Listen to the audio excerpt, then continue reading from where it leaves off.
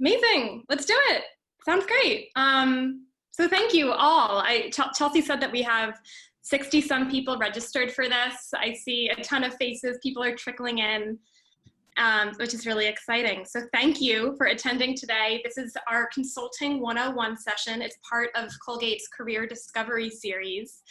My name is Pamela Duncan. I'm a 2014 grad, and I'm working in innovation consulting right now. We have a panelist of 3 others to join me, and all of whom are in consulting. And we're going to bring it to life for you a little bit today to give you this foundational introductory baseline into what consulting is and what it means. So this event is sponsored by the Colgate Professional Networks and Career Services as an introduction to the consulting industry. The Professional Networks was created to provide opportunities for alumni and parents and students to connect with one another and to network, and that's what this is all about. So throughout the summer, this series will host a bunch of other sessions like this one. Join them. This does not need to be the only one that you're joining. So this is the consulting one. Keep an eye out for the other ones so that you can learn about as many different industries as you'd like. So this is our plan for the day, essentially. Evelyn and Ben and Taylor and I will spend the first 45 minutes or so in a discussion talking about consulting and what it is and what we do. As part of it, the back 15 minutes we're reserving for questions. So know that there's time for that. Know that questions are coming. Be aware as we're going through, when questions pop up, note them. We'll get to them. And if you have a question, I can guarantee you that other people will as well. So you can either send them through in the chat. We have a chat functionality. Or once we get to the question answer section, you can just, is there a way to raise your hand? Maybe not. You can just speak and we'll go from there. But either way, I guarantee that we will address them. Right, so this is Consulting 101. It's foundational. It's meant to be introductory. We were chatting with a few of you when you first joined and you said, I don't know what consulting is. And you are in the right spot. So we should not, the panelists know to not use industry jargon or anything like that. If we do, call us on it and force us to use a better term or a better word. So please hold us accountable to that promise. And I think that's it. For good to get started, I'd love to turn it over to the other panelists joining me for them to introduce themselves. So Taylor, why don't we start with you, just your graduation year, your major, where you're working right now. Yeah, and kind of just this brief synopsis in a sentence or two of what your role entails there. Yep, so hi everyone, I'm Taylor Babbitt. I'm Colgate class of 2018, so about 2 years out. On campus, I majored in international relations and Spanish. And currently, I'm an associate at EY in the strategy and transactions group. I'm mostly focused on M&A or any sort of transaction and just in the financial services sector. So a lot of my work focuses around the operations of an integration. So when a company buys another, we help make sure that the buyer and then the seller, that it runs smoothly, so that the acquisition runs smoothly and there's no disruptions to the day-to-day business.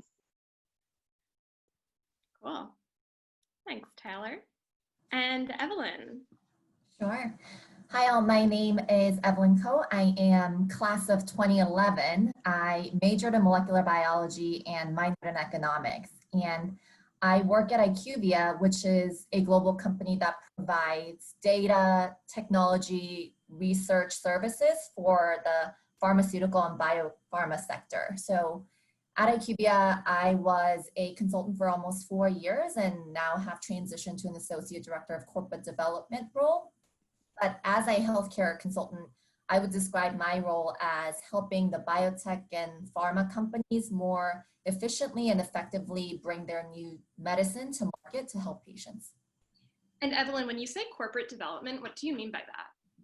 Yeah, so part of IQVIA's role, we are trying to develop strategic relationships with these pharma companies and biotech companies so that we are a better partner for them. So these relationships, negotiation, and deal making is what my team does in corporate development now. So leverage a lot of skills from consulting and have been able to translate that into this new role. Cool. And Ben, are you with us on the line? Yes, I am. Hi, everyone. My name is Ben Heverly. I graduated in 2015, so I'm about 5 years out. I majored in political science and I minored in history.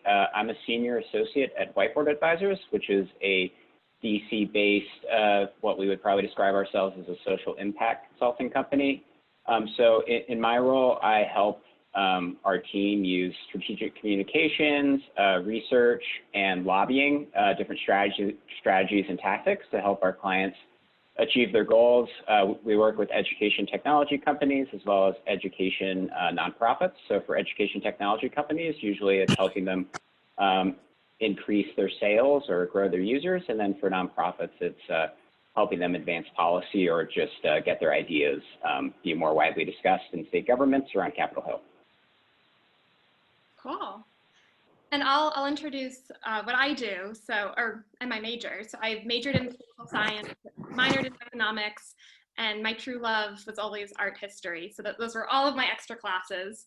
And right now I'm at Fahrenheit 212. It's an innovation firm, and we're based in New York, have offices across Europe and the rest of the US as well. In a nutshell, what we do is companies come to us with a pretty broad problem and ask for our help and ask us to either design new products or a new strategy for them, basically telling them what they should do, or new services. So a go-to example I always give is a few years ago, Uber came to Fahrenheit and said, our drivers hate us, help. And then Fahrenheit we dove into research, we did all of these category market assessments, whatever, to tell Uber what they should do so that their drivers don't hate them anymore. And I can talk a little bit more about that later if you want. So I love this group of panelists that we have because we're coming from a few different parts of the consulting world. So Taylor's in M&A, management consulting. It sounds like, Evelyn, you're more on a pharmaceutical focus, and you're able to bring some of that business development lens, as well as the client serving, and Ben more on the educational policy making focus. And right, I mean, there is so much to consulting, so I'm glad that we've covered all of that. I also love that so many of you, most of you are on video. I have my screen in grid view, so it's really cool to be able to see all of your reactions, and it feels more intimate. So, and I know that we're all spread out around the world, but it makes it feel a little bit more like home. Cool. So I guess in a sense, based on all of those introductions and based on what I know of consulting, I would say that, what is consulting in a nutshell is we serve clients. So clients come to us for a variety of services, and just knowing that that's the baseline. Evelyn, I wonder, given your years of experience in the industry, if you were to sum it up in a sentence or two, the type of consulting that you do, what consulting is, like if you were explaining it to a 5-year-old, what is it that consulting is? Yeah, and I think, Pam, you've mentioned it before, even in the intros, but I think how I would define it in the simplest term is helping and giving advice to our customers to either solve their problem or answer their questions that they may not be able to on their own. They want to answer it quicker, or they want to leverage our previous experience and best practices to get to that point. And what about for somebody who's, at Colgate, and they say, why would a company come to me? How can I go? And Taylor, I wonder, you just graduated and you're in consulting. And so what's your response to students who would say, I don't know anything, why would a company hire me to do this? Okay, well, I'd just like to clarify, no one's hiring me. Like, they're hiring the partner on my team. I am the person that's like driving the deliverables, which are the things that we show the clients and give them at the end of the day. But they would hire my group, and I could talk specifically for M&A because they don't have 20 people in-house waiting for the one M&A deal that they do like every 5 years. So it makes more sense and just like a better use of their time to say, hey, we're going to bring consultants. They specialize in this. We come in, get the deal done, and then leave. So they don't have to have 20 people just hanging around normally at the firm, not doing anything, because if they're specialized in M&A. So most companies don't have a ton of people focusing on this. So that's why my group comes in, because we're providing a service that they don't have in-house. And then also the partners, which are the highest people on my team, are the ones providing the advice. And then we'll get into this about types of roles and what people like on the whole chain end up doing. But especially my role, I'm the one actually like making the PowerPoints and Excels and data to show the clients, but it's the partner at the end of the day that he's the one or she's the one that's being hired.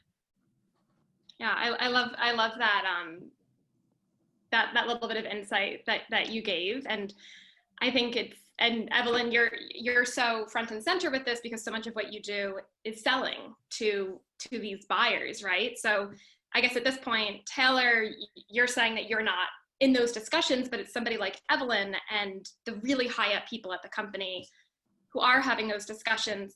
And Ben, I wonder, so once this project is sold and once the client, falls in love with the partner and says, yes, we want to hire EY or whomever to do this, could you bring to life a little bit what one of these projects might look like? Like when we talk about that we're on a project, in your world, what has that meant? Could you draw on a past project to bring it to life a little bit? Sure. So Whiteboard Advisors is actually a little bit unique as a consulting company. Is we generally like to work with longer engagements. So we like to generally work with our clients. I believe it's at least 4 to 6 months at a time. But in terms of our client engagements, usually they begin with having just a big meeting with myself or a counterpart, another associate who's going to be managing the account, usually like a mid-level person, a director, and then one of our partners to really iron out exactly what they want to achieve out of our partnership. So like for one of my current client engagements, they are a company that provides coaching services to students in college to help increase graduation and completion rates. So for them, we're helping them on the strategic communication side, publicize the great work that they're doing with their partners already. And then once we get that earned media, once we get that good media coverage of the work that they're doing, we can then give that to the partner on our team who has a lot of relationships in state governments across the country, and then use the media coverage that we help gain to get conversations with new potential clients for our client. And then as they continue to get more clients and more data, we can then help them use that and develop research to then show the impact and efficacy that their services provide. So really, what we like to do once we get everything going, you can get kind of a virtuous cycle where you help them develop new clients, which identifies new stories to use to get media coverage. And then once you get more clients, you also get more research, which validates your approach. So that's generally what a typical engagement will look like for us. But we also do some shorter project-based work where we specialize in white papers and reports. So a client will be focusing on a specific issue, and then we work with their team and CEO to really hammer out their vision or take on a specific issue, and then use that to help establish them in their field as a thought leader and someone that people who care about that issue should look to for their guidance and advice. So it sounds like back to Evelyn's point, the two reasons that somebody might hire a consulting firm, the one is more on the process side, just to do the work that they don't have the team to do. And then when you're talking about these white papers or reports, and the CEO might hire you for their thought piece, that's more on the content side, this subject matter expertise that you, with this consulting firm, have, because this is all that you do and all that you think about all day, every day. Yeah, exactly. That's probably what would be my definition of consulting, is just like you have a very specific area of expertise and you have deep background in that, and then you're hired to share that expertise. And sometimes it's just process expertise in terms of just like writing a press release, and other times it's that Their CEO is looking for new investors, and our CEO has been in this space for a long time and knows a lot of people and can help make those connections. So it's a mix of both process and expertise. Cool. And then Evelyn, on your side, I'd love if you could do the same thing, bring it to life a little bit, but could you bring it to life both what you did when you were in the client-facing role, so executing on projects, and then a little bit more of how to bring to life this business development, the actual selling of projects? Sure. I guess I'll start with my recent project experience, and then I'll touch on kind of the business development selling aspect. But one of the projects that I worked on was with a top 20 pharma company that had a new drug that was about to be approved in the US and to be available for patients. And the key question for the customer that I was trying to solve for was, how do we ensure that this new drug will be launched successfully and be available to patients?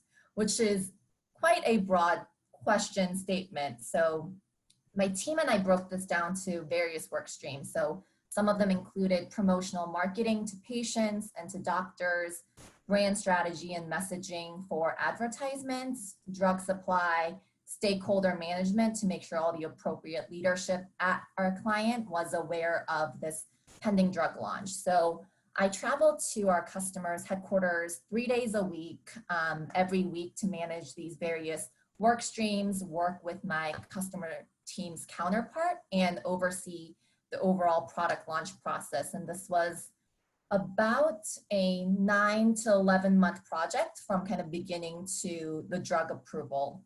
So I was at my client site when we got the call from FDA saying the drug was approved, getting all these work streams kicked off and making sure it was at steady state. Super fulfilling to see that we helped our customer in some way bring this new drug to a patient population that had this unmet need for this illness. So that's one project. And Evelyn, what is a work stream? Yeah, I would say it's different, I guess, work plan or project plan to make sure we are getting to that specific goal that would have timelines associated with it, different deliverables along the way to make sure we provide those reports, whether it's written or presentation, to make sure it's kind of going according to plan, to make sure those various work streams get to the overall goal to answer that specific question. So you're like, in that case at least, very much a part of the team with the client. You were there just as excited as they were when the drug got approved. Yep, exactly. Yeah. And then from a selling perspective, this specific project that I was mentioning, we had a well-established relationship with this customer.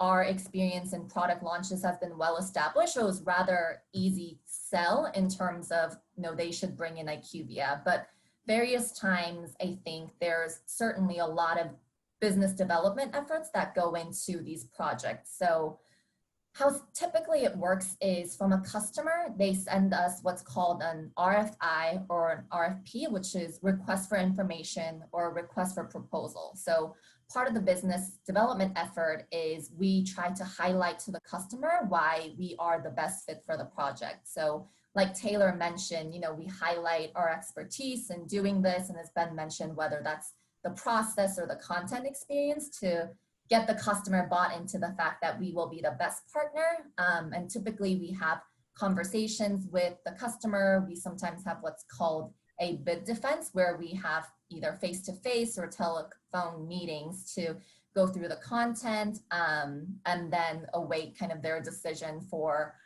who they're going to award the work with. And that's the business development process that we go through. Cool. And then Taylor, on the flip side of that, as somebody who's so much closer to this entry-level role, could you bring to life a little bit of what your actual, when you're talking about this project, what are you actually doing on it? Yeah, so I'm actually doing the actual deliverables, and I think this is the same across industries too, especially with the people that are the bottom of the totem pole, which I'm fine saying. So just to give you an overview, I'm 2 years into my job. I'm called an associate, but that's basically an analyst, just in case that was confusing to anyone. But what I do day to day is I'm actually sitting in Excel, figuring out what data we're pulling for the client. So then I'm either putting in a pivot table or running whatever macro to pull whatever information we need.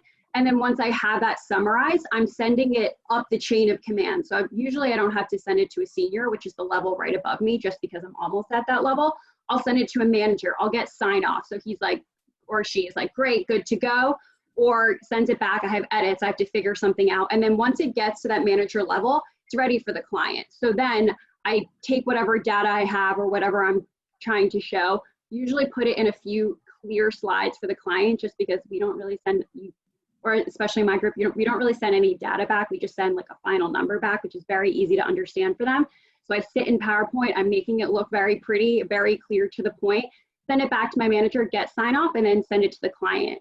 And I know that sounds like I don't have that much client interaction, but I actually do. So as you move up, so my first year at EY, I was in meetings with the client, but obviously I'm not driving those meetings, and usually you're taking notes, which are still really important things because you want to make sure you capture every detail and you don't want to miss anything. And then as you move up, you slowly get to the point where if you're in a meeting and they have a question on a certain data point, I'm the one that did it. So I should be the one to speak to it. So then once your team feels comfortable with you speaking, then you can actually speak to your work with the client. And yes, it varies across different projects. Like my current project, huge project. So I am not talking to the CEO of the firm, but one of my last projects was a way smaller firm. So I was talking directly to the CEO. So it really varies, but usually the analysts or the associates, as in my case, were making the actual deliverables, which are shown to the client, and just my team members are the ones that edit it. That's really helpful. Cool, thanks. So what I do in innovation consulting just it's quite different from some of the more management consulting things. So just to highlight one of those projects to bring to life what somebody in innovation consulting might do. A major snack food company, one of the biggest snack food companies in the world, came to us last year, and they said, we want to stand up the next billion-dollar brand. Like, we want to be the next Oreo. Go. And so what we did was we dove into strategy, all of this research, came up with these 10 different levers that they might pull, like 10 different areas where we thought there might be something good, like snack foods for kids, or sustainable snack foods, or something like that. This one area was called Tailored to My Tribe, and they said that they wanted to explore in that. So I was put on as the project lead for Tailored to My Tribe. That was the brief, which is way too, the brief is the ask, basically, which is way too big. So we narrowed the brief, and we said the tribe we're going after are gamers, video gamers. And we said we're going to develop a snack food for video gamers.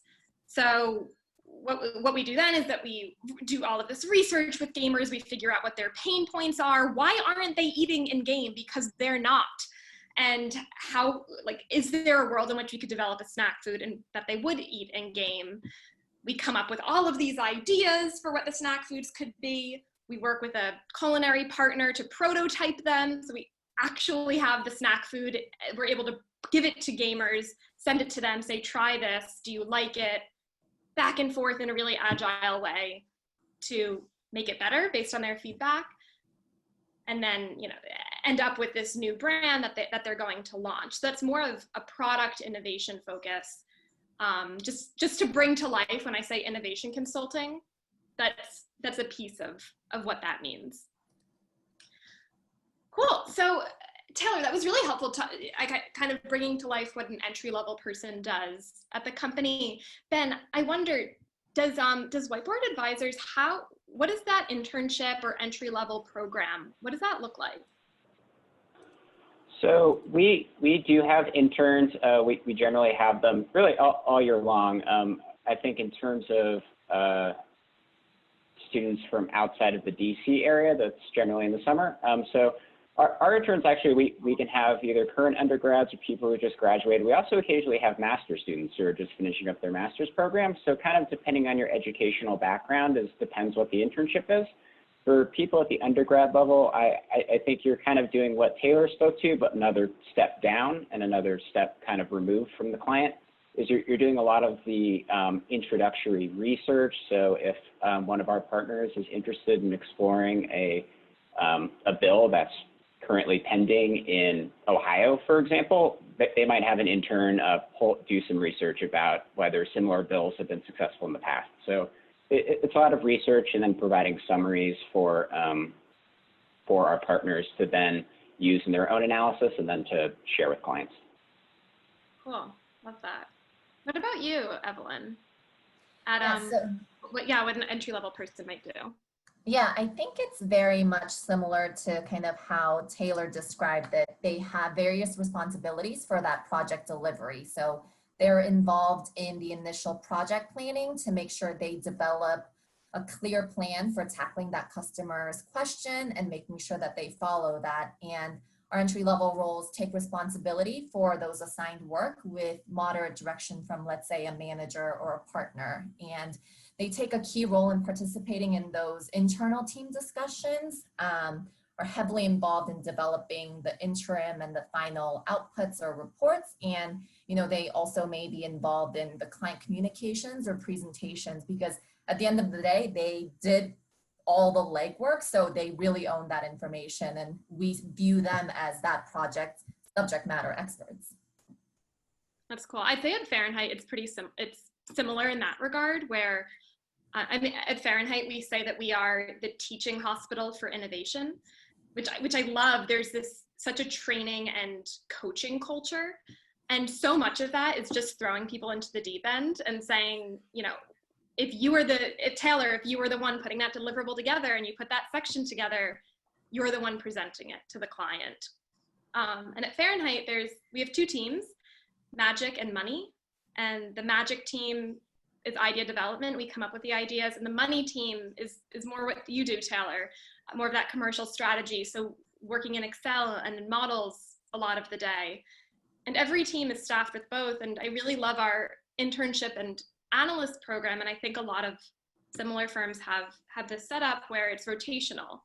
So this idea of somebody who's in college probably doesn't know exactly what they want to do in their job, and the beauty of a rotational program is that for the first 6 months they're Money, and the next 6 months they're Magic, and then they declare their major. They declare which team they're going to be on, and it allows people to decide only once they know. And I've heard of a few firms that have this rotational setup as well.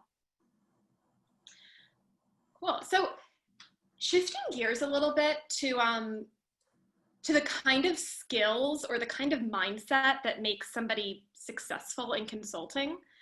I don't know if you guys have any thoughts around what those skills are.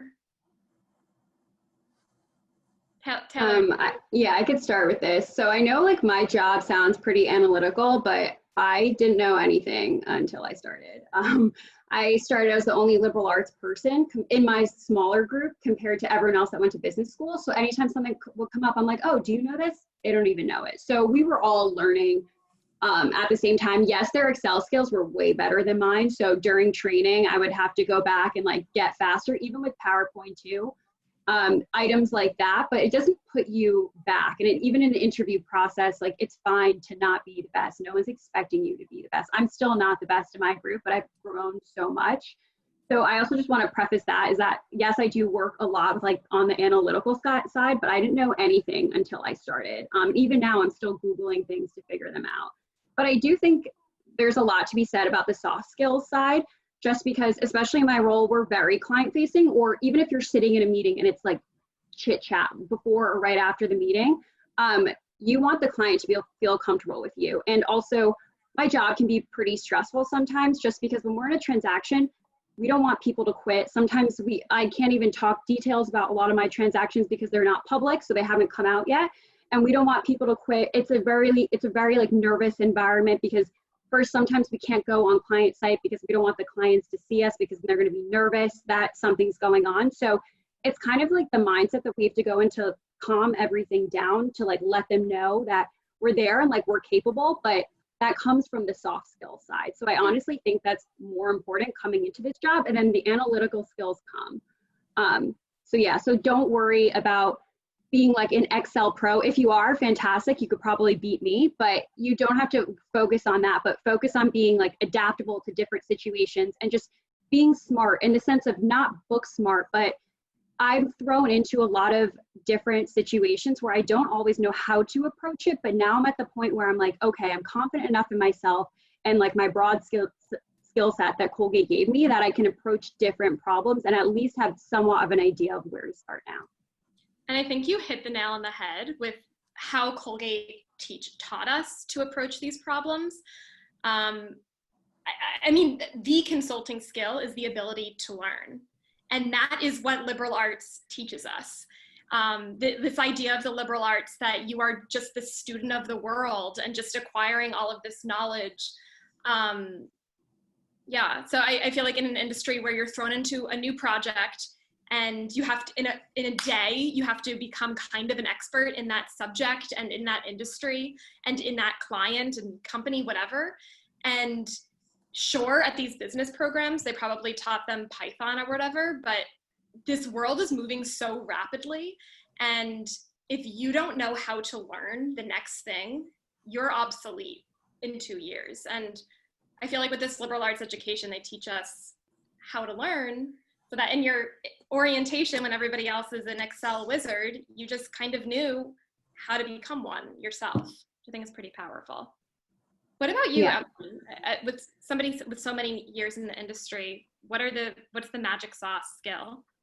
Yeah, I mean, I think from a technical perspective, as you guys mentioned, there's that analytical or problem solving capabilities that you need to be successful. But I think one of the key skills that I think I was able to get out of Colgate and been able to continue to improve on is communication. We talk with our clients in various forms, whether that be through written reports, over phone calls, or in person. And just having the ability to be able to clearly articulate what you're trying to say in key messages, I think that's been really important and kind of sets apart those associates that we feel comfortable being in front of a customer versus those that still need to do work. So I think that's something that I found to be really helpful, having that written and verbal communication skills. And you'd be surprised with, I mean, I think that we were so used to it because we came from this Colgate environment. Like we were used to people who were able to speak and to write beautifully. But we were so in our little liberal arts bubble there. And yeah, I mean, I feel like the two things, Taylor and Evelyn, that you just mentioned, this ability to learn and ability to communicate, like you could have the greatest idea in the world, but if you can't communicate that to anybody, it's worth nothing. And so the ability to write that beautifully and to speak in a captivating way so that people are listening, that's the difference when you're going into these pitches, when you're pitching a $1 million project to a company. Are they actually picking up what you're putting down, basically? Well, Ben, anything to add? I mean, other than the ability to learn, communication, anything to add or argue with that? I really don't have much to argue. I couldn't agree more with both of those points. I think this is, I guess, to kind of hone in on the communication skill, something that I think Colgate helped me do, and then I had to refine as I got into the workplace, is kind of, as Taylor mentioned, in terms of the final product that she delivers to her clients, is like a lot of these clients, like they're paying a lot of money and they really care about what they're getting, but they don't have a lot of time to review it generally. So you really just have to work on refining, like, what is the most important part of my research? What is the most important thing that my team is doing, and finding out the best way to communicate that. And then I think this is less of a skill, but more of just, I think a mindset that Colgate does a good job of cultivating is just curiosity. Consulting is a pretty demanding field, and that's what I really enjoy about it, and what keeps me going after, a couple long weeks, is the opportunity that, like, the next day I'm going to get a chance to learn something new, and then, like, be expected to share my perspective on it, after like an hour of research. And that's what I personally find really fulfilling about it, and what I think Colgate prepared me well for. What about consulting matches with this curiosity? Like, what is it about consulting and curiosity that goes so well together? Because I completely agree. Yeah, I think it's like both. It's like I kind of get bored easily, for lack of a better term. And I think if I worked like in-house and working for a specific company, I don't think I'd be exposed to the same amount of topics. And I think the curiosity part that I really enjoy about consulting is like, you're also getting to work with different people. So even within, if I'm working with the same client, like I've had clients I've worked with for now like 3 years, but either they have new hires or they're bringing us on to help with a new project of theirs. So I'm continually meeting new people in their organization. That's something that I really enjoy, is just getting to see other people's backgrounds, perspectives. So it's like, for most of an engagement, I might have been working with the marketing folks at a client, but then they need more help in their sales conversations, and then I'll be working primarily with their sales team for a month. And it's just really interesting to me to get to kind of see what another job and profession is like for a month, and get to see how my expertise can support what they're already really good at. And I think to add to Ben's point about having that diversity in the work setting is you also work with different people within your company. So you may be working with different partners or different teammates that you're learning a lot of these information from. And again, this goes to the Colgate mentality of just soaking things in, being able to get exposure to how some of your other partners think, or kind of your other members of your cohort thinks. I have seen that to be so valuable because, Pam, like you mentioned, it's such an apprenticeship model where you learn by doing. So that's been really fulfilling and a learning experience. Yeah, I love that. It's not just the clients you're meeting, but the managers who you're learning from. Like, this is the kind of manager I want to be, or this is the kind of manager I don't want to be, whatever it is, it's all just soaking in information. Taylor, Evelyn, I mean, Ben touched on it with this curiosity aspect, but is there anything else about your Colgate experience that, I mean, is there something unique to Colgate or unique to the liberal arts that really helped to hone you for this career? I think just the sense of, at Colgate, I was forced, I mean, we have like a liberal arts curriculum, but you're forced to sort of take classes that you normally wouldn't take. And then you ended up like, I don't know, I loved geology at school, not that I majored or minored in it, but I was like forced to take those science classes and I didn't want to take chem or one of those. So I tried to take the easier courses. So I went with geology and I like ended up loving it. And I think just that mentality of like not being scared to like go after something else. And what I mean by that is, sometimes on my projects, the clients don't always like know exactly what they want. Like a lot of the time, since I'm an associate, like the first year or second year, I'm the one sorting through their data. So sometimes they don't always know like what exactly they're looking for. So sometimes I have to make sense of it. And it's having kind of like this broad framework that I'm like, okay, I'm going to make sense of this. And it doesn't always have to be something I did in a past project, but just like being comfortable, like kind of coming out of my lane to be like, oh, maybe that looks weird. That's a weird pattern going on. Or being like, oh, what does that mean? Even if it's not like the actual answer, but finding a pattern that's also weird, that's something we could technically sell to them down the line to help them with. And it might not be my team at UI, but it could be another team. So it's like being able to kind of come out of your lane and like being comfortable with that. And even if it's not the answer, to be like, hey, that looks weird. I know I'm focusing on this. But like being curious and kind of trying to figure something else out is always useful. And I think the Colgate kids usually bring that. And I can also speak to this. EY has a ton of Colgate people. A lot of them are not in my group, but recently I had someone that was 1 year younger come and he was on my last project. First, it's fantastic working with another Colgate person just because I feel like it's like just having an automatic friend on your team. But it's also, I know he's bringing a certain framework that I also have. So it's like kind of nice to know, I know he's not looking in like one lane to look at something. I know he's looking at something broadly. And I definitely feel like I see that with the Colgate kids that come in, and even like my roommate that works at EY, she also says similar things about it. So definitely think it's like, thanks to Colgate for like giving us that mindset.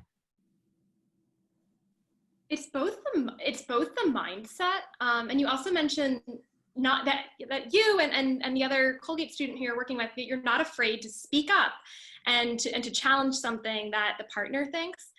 That I think also comes back to Colgate. The fact that we were in these classes of like 12 people and the professor wasn't at the front of the room talking at us, but was rather sitting with us in a circle, just kind of moderating the conversation, but we were all equal voices.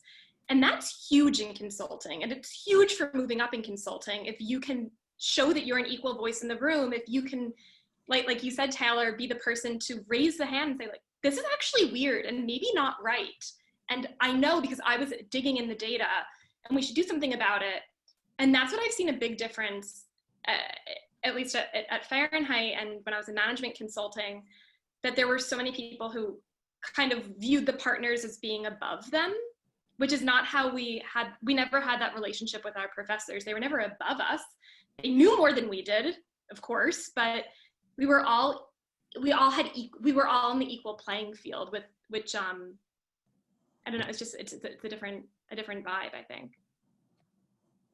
Well, so the last little bit of this discussion before I'd love to open it up for questions is to bring to life how to get involved in consulting. If this is something, as you're listening, that you want to learn more about, Evelyn, could you talk us through what your company's internship program is like, new hire program? How does somebody break into this field? Sure. So to touch on the internship piece first, IQVIA internship program has been developed so that each intern experiences that day-to-day life of an entry-level role. So it's a summer internship, and how we do this is by making sure each intern is placed on a consulting project that's customer-facing during that summer period from beginning to end, so that that intern can see how do we start a project, be introduced to the client as a project team member, and have ownership of the project tasks and be involved in that final development of the final outputs or reports back to the client. So given that it's a summer internship, we typically look for our potential intern candidates around kind of January, February time. And our intern candidates been always kind of on a pool basis. So we have had undergrad interns or students in a master's program, whether that be an MBA or a different master's.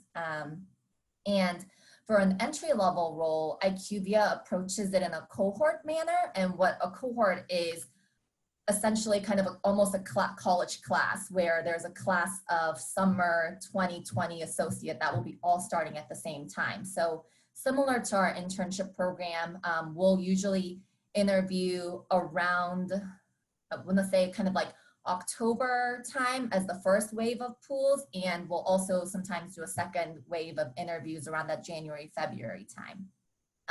And then based on those interviews, we will have our cohort of new associates start around early summertime so that they can get the formal training of this kind of what is consulting like, what kind of skills do you need to make sure they're kind of ready to go and be staffed on projects. It's really cool, bringing it to life, starting with the interns. Yeah. Yeah. Ben, what about you? Either what, I don't know, whatever you think is more helpful to talk about, kind of what the interview process is like, or how you went about breaking into the consulting industry, or what that new hire experience is like, whatever you want to talk about. Yeah, sure. So which I think is good to say, a lot of consulting companies do have very structured both hiring and internship programs, but that actually wasn't my experience. I took more of a non-traditional route into consulting. My first job out of school, I spent 2 years at a PR agency.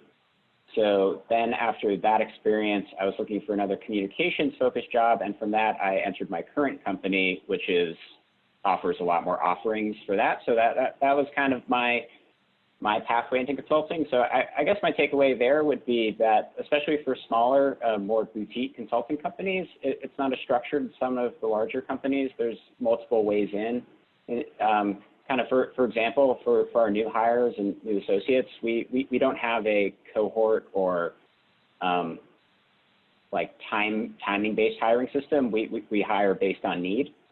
So once we have new business, we look for associates, and associates, once they join, are staffed pretty much immediately. So you really jump into the work pretty quickly, and which is something I really enjoy about my company. And I think would say if you're looking at consulting, I think the benefits of a small company is just you can really jump into things and really take ownership a little bit quicker.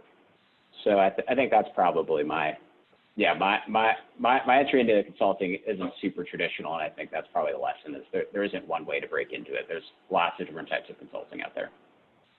lots of different types of consulting and looking for people with these with these diverse backgrounds, whether that's what you're studying, what you're majoring in, or what you did before in PR. Like the fact that we were all able to apply to these jobs without being just another business major is really cool. And actually, I was just on a Fahrenheit call, and one of our founders was talking about how much luck Fahrenheit has had in the past hiring philosophy majors because they know how to think. And I had just spoken with an undergrad at Colgate who's a philosophy major, who basically was concerned that being a philosophy major would hold her back. And I was like, oh no, that's actually the reason that you would get hired, is because one, it catches people's attention that you have this cool major, and two, it shows that you know how to think. So I texted that quote to her when I heard Roni say that, which I thought was pretty cool. So Taylor, if you have anything to add that's a little bit different, because I think that your experience was through a Colgate recruiting process. Yeah, actually, the career services would know more than I would about Colgate's recruiting. But basically, they came to campus. They actually did a video for my first round. I think they cut that. So they would come to campus. You would have a first round, and then your second round is actually your final round, and it's a super day in New York City. I think the timeline, they're trying to figure it out right now. I think it's like late summer, early fall is when EY starts coming. And just to give you a little more overview too, for most consulting firms, it's not just EY, like there is a case study. Usually you can find all of this information online. Colgate helped me so much with this. Like I went to so many sessions where people would walk through market sizing and like all different types of consulting too. So honestly, Colgate Career Services is so helpful with that, because I really had no idea where to start, or I was like, I don't even know all the different types of case studies. Don't worry, they're there to help you. But also similar to Evelyn, EY structure, it's very structured, the internship program, and that's just because we are a bigger firm, so you are put on a project. But I also now, similar to what Ben was saying, I don't think that should take away from looking at smaller firms. Like, yes, EY comes to campus and it's very easy. And like, yes, you should go talk to people if you're interested in consulting, but also don't let that take away from some of the smaller firms too, because there's great opportunities out there, especially if you're interested in something super specific. Maybe there's a consulting firm for that and a boutique consulting firm. So I don't want that to take away from your experience, and you should still look online, or maybe have to go to whatever city to go interview or have calls with people. And you don't always have to just go to the thing just because it's on campus. So I just want to leave you with that. So Taylor, I have a follow-up question for you on that. But before I get to that, just want to let everybody know that in about 60 seconds, I'll turn it over to all of you for any questions that you have. So you can either put them in the chat, you can chat them to me privately if you want, or you can just say them aloud when we turn over to that. So get those wheels turning of what do you want to hear us talk more about? What do you want to know more about? Taylor, you said 3 words and I need you to explain them. What is a super day? What is a case study? And what is market sizing? Okay, so first, there's also different types of consulting. Like we've been talking about operations and strategy. Those are different things. So technically I just do the operational work. Some other people with like market sizing, where it's like how many Cliff Bars are sold in the US, like things like that. And that's what I was studying for Super Days, just because I wasn't only looking at Colgate. I wasn't only looking at EY. So a Super Day is like the final round. Usually you have this in whatever industry.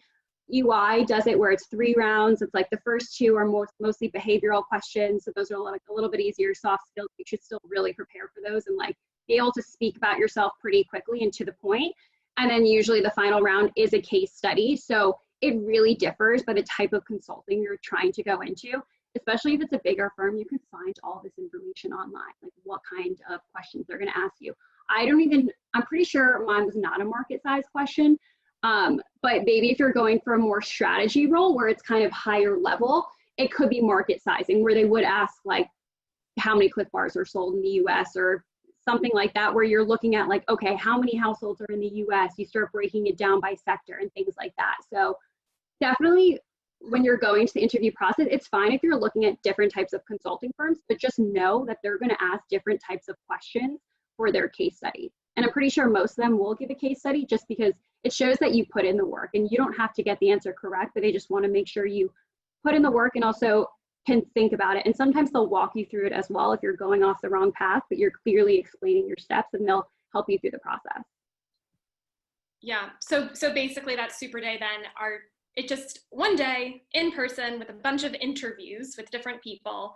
Half of the interviews maybe are behavioral. So when you think of an interview, the classic, like, walk me through your resume, and then what are you, whatever, those typical questions. And then another interview might be this case interview, where they'll give you a problem. They'll say, like, we want you to tell us how many ice cream cones are consumed every year in New York City.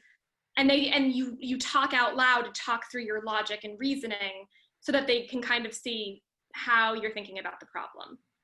I mean, in a tell me like I'm five kind of way. Is that kind of fair? Cool. So that was 51 minutes of us.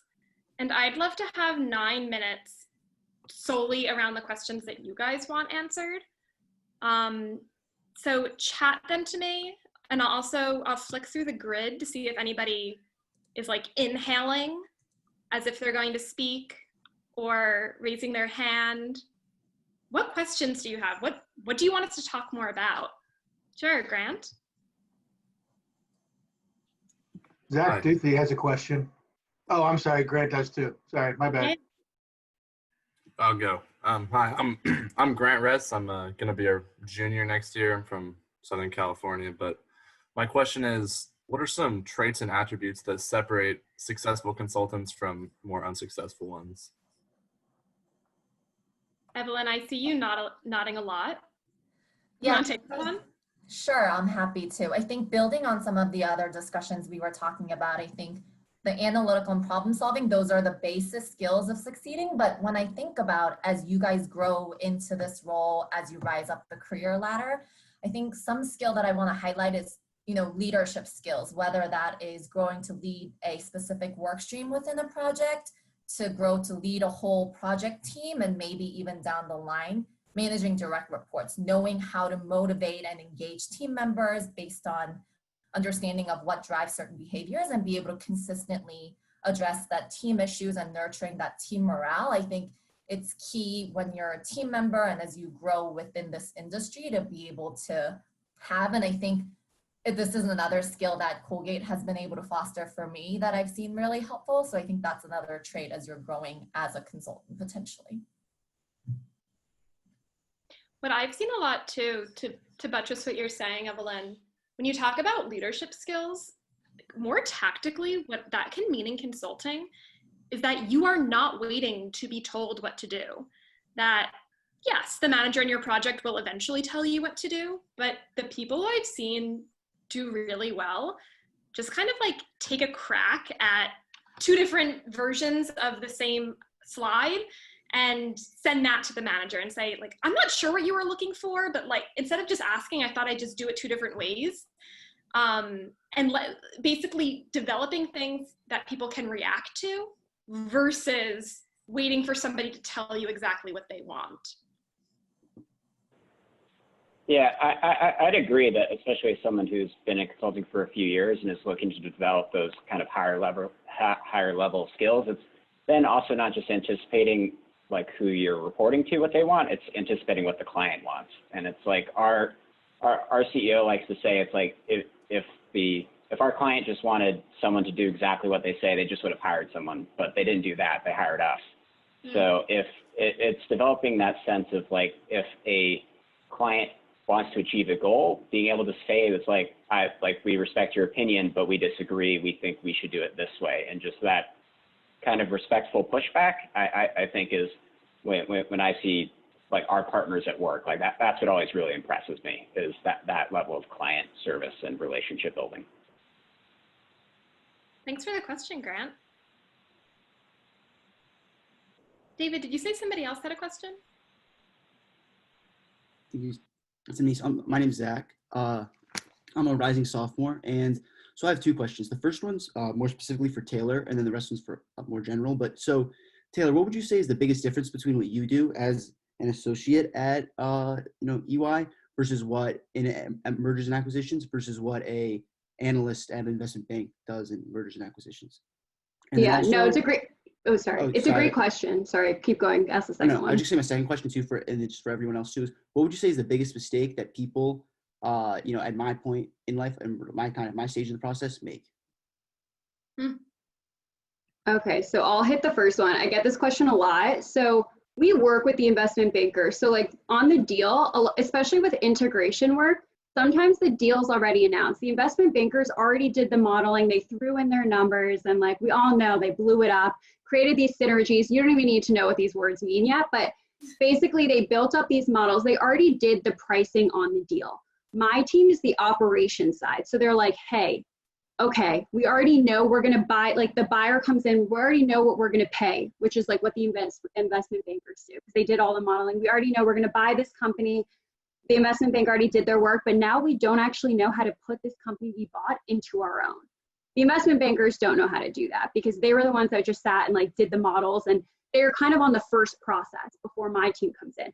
And my team comes in, we're like, okay, we'll actually help you logistically put the company you bought and put it into your own. So sometimes I do see what the investment bankers do, especially when we're doing synergy tracking. You don't need to know what that is, but we'll see some of the work that they do. But at the end of the day, we come in after they come in. So some of the skills are similar. And to be fair, when a lot of people leave consulting, some people, especially for my team, go to investment banking and private equity just because we're so focused on the financial service sector. But I'm not spending my day-to-day doing the modeling that the investment banks already did because I don't have to do that pricing. I just have to make sure it operationally works. So we come in after, and honestly, it's not as technical as an investment banking role.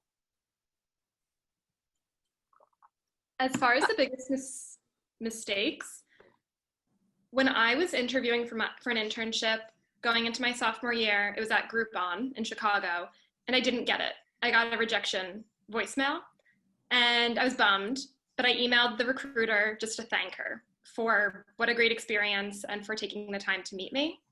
And then a day later, she called back and said, actually, there's been an opening. We would like to hire you. And I think it's because I said thank you. Like, I literally think that's why it was. And the biggest mistake that I'd say somebody who's currently at Colgate makes is to fail to say thank you. I love talking with students about what I do. I really love it. And I always take note of who sends a thank you note after, or thank you email after, not because I need it, but because if I'm going to vouch for that person and put them into our hiring process or introduce them to somebody else, I want to know that they are in the habit of showing their gratitude. That's what I would say. Yeah, Taryn? Hi, I'm Taryn. I'm going into my junior year. So is like on the thank you, is it okay to just send an email or do you have to send like a letter or? No, send an email, shoot a text, like whatever that person, however they've shown like their level of formality is. Like I typically just like will text with a student if they reach out to be like, hey, it's Pam, when do you want to chat, whatever. Just like show that that's how your brain works, right? That if somebody helps you out, you say thank you. I mean, that's what I would say. I don't know, Taylor, Evelyn, Ben, if you guys prefer a more formal thing. I think back 10 years ago when I first graduated from Colgate, I think like actual physical letters were seen as kind of what to do for thank yous. But I think as time has gone on and as I've aged, I think email thank you letters are perfectly appropriate. I think what I'll add to what Pam is saying is I love personalized thank yous. And I love writing them. I love receiving them to make sure that it's not just a generic, hey, thank you for your time, but it's like a thank you for X, Y, and Z. We talked about this. It, you know, again, kind of memorializes you a little more and shows that you've given time. Certainly, I appreciate that act too. The coolest is when you get that initial thank you, like the night after you talk. And then a month later, that person messages you back and says, by the way, I just finished that podcast that you had mentioned. It was so cool. I especially love this episode. I was like, cool, well, now we're friends, and they actually took my advice, which feels good. Thank you. Yeah, I hope that was helpful. Ben, did you have something to add to that? I saw that you came off of mute. Oh, yeah, no, I've always been a thank you email guy, so just supporting that. Yeah. Cool. So I see that we are almost at the top of the hour. Want to be respectful of everybody's time. Also want to let you know that the four of us gave our bios that should be in the email that you received. So I think I speak on behalf of Evelyn and Taylor. And then when I say reach out, if you want to continue the discussion, whenever you want to continue the discussion. So thank you to Taylor and Evelyn and Ben for being here, and David and Chelsea for setting this up. So everybody here today is on Colgate Link. You can also find us there. It's this virtual community just for the Colgate students and alumni to connect that way around industry interests. So follow up with us on Link as well. You can find us there. And right, David, Chelsea, anything else to add? No, that was great. Thank you so much to all four of you and Pamela for running the show. Just to make note, my colleague Laura Chrisley is also on this line. Laura and I are both on the advising team in the Career Services Office and have the pleasure of helping students who are interested in consulting and well, frankly, in the big business umbrella. So if you have follow-up questions or want to engage on some of the material that you heard about here today, we're certainly available to talk over the summer. We have appointments going on over the summer. So start engaging with our office and certainly follow up with the four folks here, but we can also talk about how you could maybe get perspectives from other alumni that are out there. So be active, be engaged, and take control of the process. So thanks again. Thanks all. Bye. Thank you so much.